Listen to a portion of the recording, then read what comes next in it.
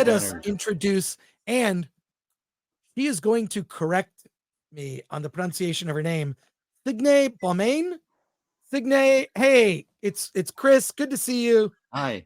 Good to see Hey, you.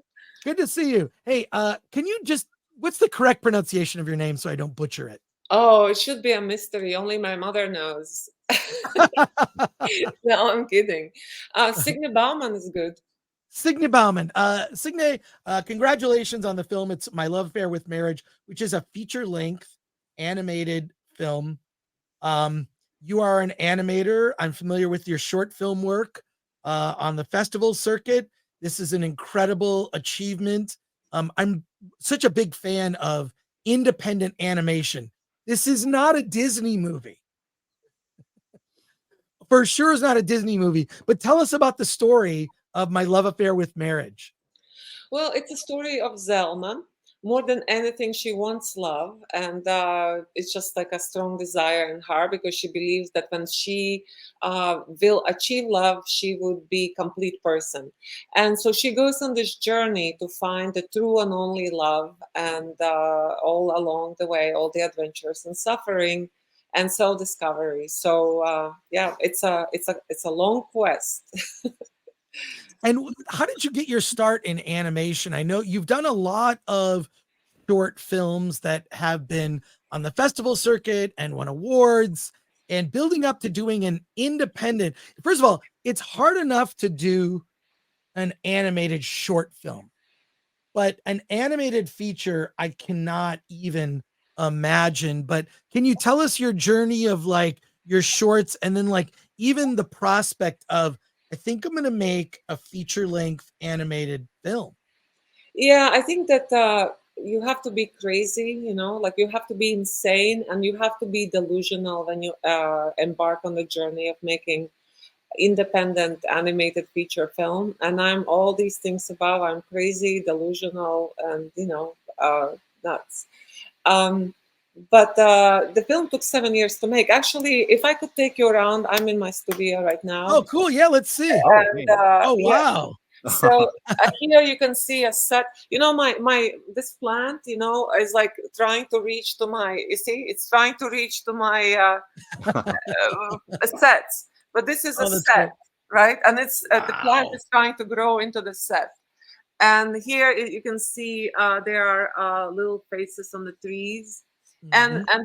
this mountain, it's called Baste Counts. It's in Riga. It's based on a mount in Riga.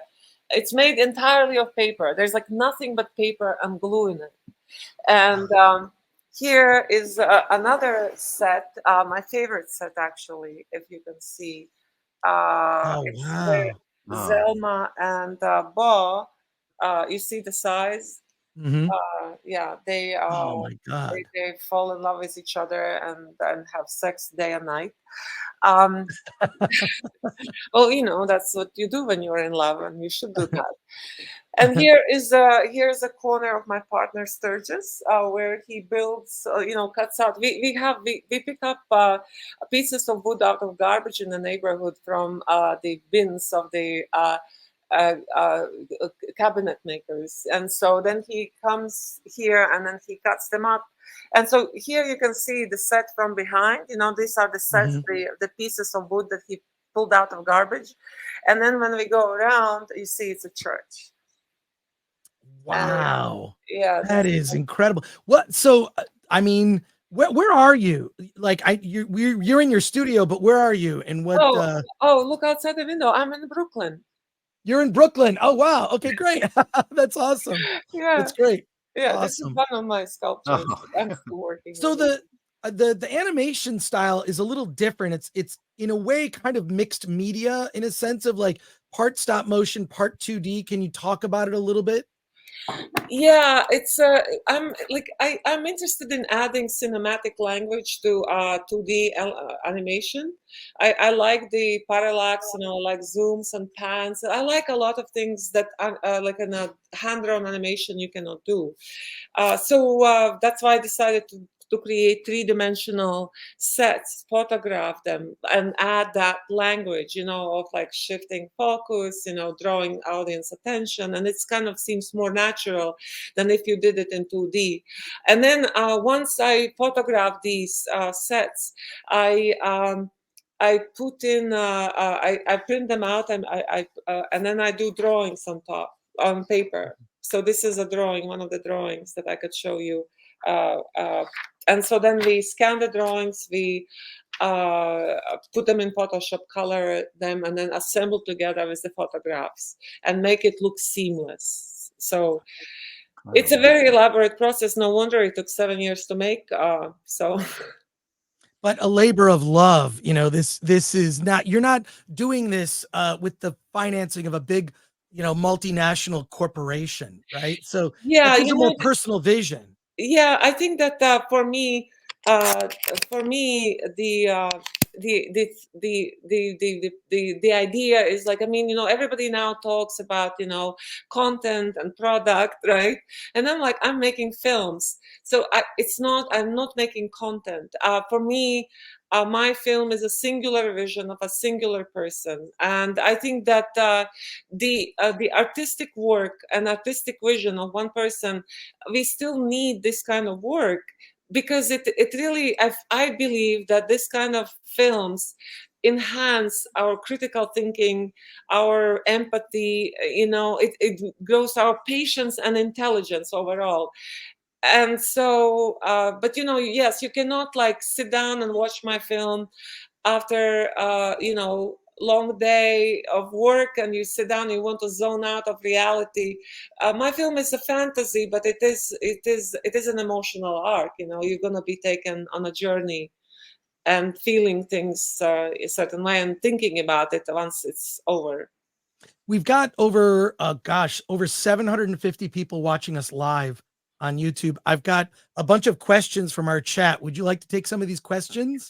I would love that. Yes. Here we go. Solomon Thornton asks, greetings, Madam Signe. I have always been a fan of anime and animation. What was your approach for doing this film? That's a very good question. What was my approach? Like I guess I was driven by the story. That's where that was the entryway, if that's the question. I really wanted to tell the story of my second marriage, which was very dramatic and very kind of like a mystery, a secret, and all that. So that was the entryway into it. But then, of course, the approach was like also technical. I wanted to do these three-dimensional sets. I wanted to have cinematic language in it, and I wanted to expand. My previous film, Rocks in My Pockets, did a little bit of the background, like the same similar technique, but we wanted to make it more and more ambitious. And also, I really wanted to work with actors, and we have some of the best actors in the world, like Matthew Modine, like Mara Dominchuk from Succession, and Stephen Lang from Avatar, and Oh, wow. Cameron Monaghan from Shameless. So we have like really amazing actors, and they did amazing work on the film. So, but what was my approach? I don't know if I answered that question. I think you answered it really well. A comment here. Davina Duckworth, paper mache? Yes, it's all paper mache. It's a wood paper mache and coats and coats of paint. Great. So the paper mache, I guess we don't do the flour thing because the rats really like to eat paper mache that has flour mixed in. So we do metal and glue, and so that works very well. Greasy Guido said, did you have a lot of input on the music, or did you fully trust the composer? I work with Christian Sensini. I worked with him on my previous film, and when I started to work with him on my previous film, I had bad experiences with composers, and I was so distrustful of him at all. I was like, you have to prove yourself if you want to do work on this film. So I asked him to do 3 samples of this one scene, and he did like 3 samples, and one was better than the other. So we built the trust on working on the first film. So I was like, well, I found a trusted member of my team, and and he's a collaborator. like his work is going to make or break my film. The music is so important. And so we very often I would just give him ideas and inspirational pieces of music, and then he would take off and come back with something so spectacular I could not even imagine. And so it was, I trusted him, but of course, he had to see my vision. He had to understand my vision. Like, for example, end credit song sung by Storm Large. I don't know if you know her. She's amazing. He rejected my lyrics like 5 times. He said, I don't know, this is crap, I cannot write music to this. And so I had to do better. So I was just like, okay, this is really hard, but I have to do better lyrics. So when I wrote finally the final lyrics, he instantly, in 6 hours, he sent me the song, and it was perfect. So Darren Hughes asks, Ms. Baumane, it must be very different, but how is it different directing animation versus directing people? I don't really direct people, meaning I never directed live action, but I did have to direct 30 actors and singers when we were recording. And I have to say, I'm an animator. I am, you maybe not notice, but I am introvert, right? I just really want to be left alone. I just want to do my drawings, I don't want to talk to people really. And so when I come and I have to work with actors, I get so stressed. It's like, because I know they also, so much depends on how I communicate my idea. And so, but in our case, with the 30 spectacular actors, it was just like, they're so professional, so they're so amazing, so talented. It was like they were guiding me, rather than me telling them. Of course, I had to direct them a little bit, but no. But yeah, I'd say if I had to choose to direct actors or to sit at home and draw, I would prefer to draw. A question that's a good jumping off point from that. Zodlander asks, how much of yourself is in the film, and how did you choose the actors for the voices? That's a very good question. Yeah, that's a very good question. A lot of people, when they watch the film, they think, oh, it's you, it's so you. And I'm like, no, there is a big difference between me and Zelma, the main character, because I hate cats. And Zelma, yeah, and Zelma just is like crazy about cats. And so the cat is like so very important animal for her. And I prefer dogs, actually. So that's a big difference. But I think that as an artist, whatever you do, you're gonna put yourself in. Like it's like it's like everything you do is informed by the life you lived before. And so that is, I don't know how many percentage. If I had to say percentage, how much it is me, I don't know. It's hard to say. But what was the other part of the question? Sorry.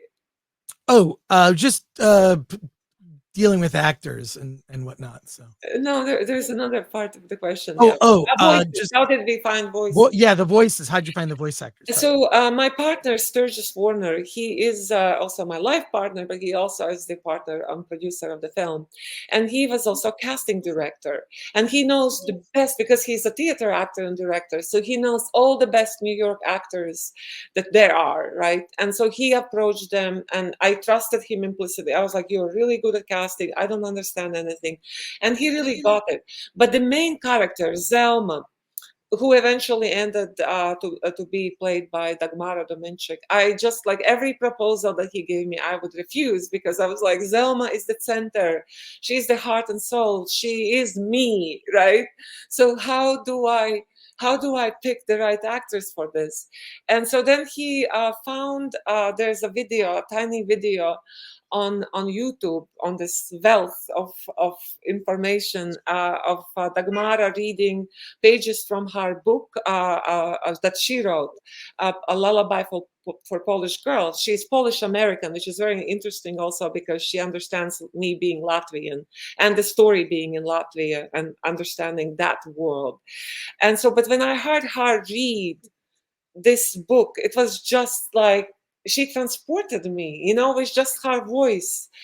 And I was like, that's it. She's our Zelma. We don't look anymore. Of course, it was hard to contact her, because actors are, you go through agents and agents don't get back to you, but we managed. Question from Razorburn. Signe, would you make an animated movie with Lego pieces? But there is already a movie like that. It is a really great movie. Why would I make a movie that already exists? True. But I would not be against it. Yes. The Sound of One Man Laughing. Over the years, is there a problem from your ideas about the movie changing?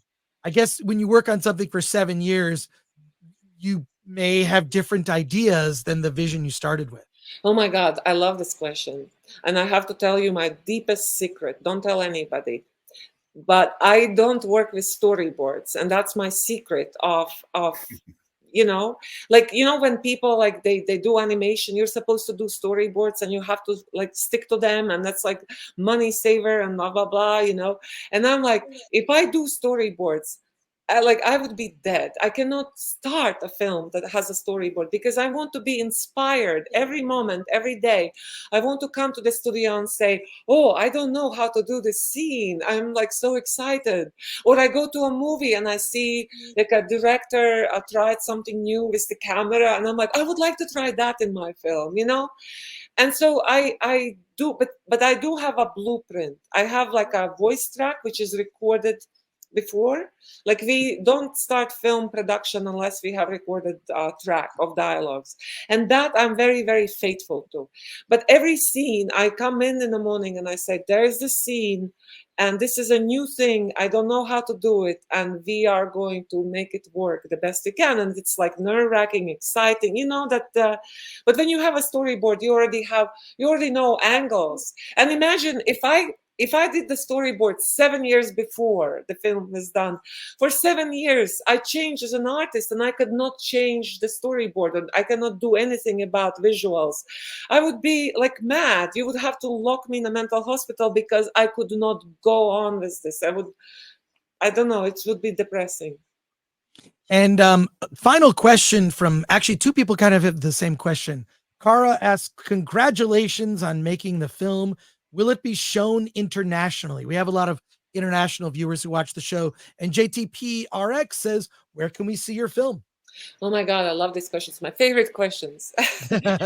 So the film premiered last year at Tribeca, and it went since then to 100 film festivals all over the world.